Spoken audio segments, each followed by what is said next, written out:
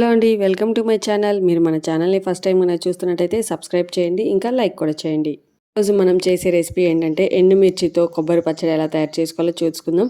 ముందుగా నేనైతే ఒక బాండీలో ఆయిల్ వేసుకొని కొంచెం ఎండుమిరపకాయలు అయితే వేయించుకుంటున్నాను అనమాట. తర్వాత అందులో కొంచెం జీలకర్ర కూడా వేసి కొంచెం వేయించిన తర్వాత చిన్నులపాయలు వేసుకోవాలి. ఆ తర్వాత ఆల్రెడీ నేను చిన్న చిన్న పీసెస్గా కట్ చేసుకొని వాష్ చేసి పెట్టుకున్న కొబ్బరిని అయితే వేసుకున్నాను. అది ఒక 2 మినిట్స్ వేగిన తర్వాత అందులో చింతపండు వేసి అది కొంచెం ఆరిన తర్వాత మిక్సీ పట్టుకోవాలి. మిక్సీ పట్టుకునేటప్పుడు అందులోనే కొంచెం సాల్ట్ కూడా వేసుకొని మిక్సీ వేసుకోవాలన్నమాట. తర్వాత మళ్ళీ ఒక బాండీలో కొంచెం ఆయిల్ వేసుకొని తాలింపు గింజలు, ఎండుమిర్చి, కరివేపాకు వేసుకొని తాలింపంతా మనం ముందుగా పచ్చళ్ళలోనే వేసేసుకోవాలి. వేసుకొని ఒకసారి మిక్స్ చేసుకోవాలి. దీన్ని మనం రైస్లో కానీ దోశలో కానీ తింటే ఎంతో టేస్టీగా ఉంటుంది. ఒకసారి ట్రై చేసి కామెంట్ చేయండి.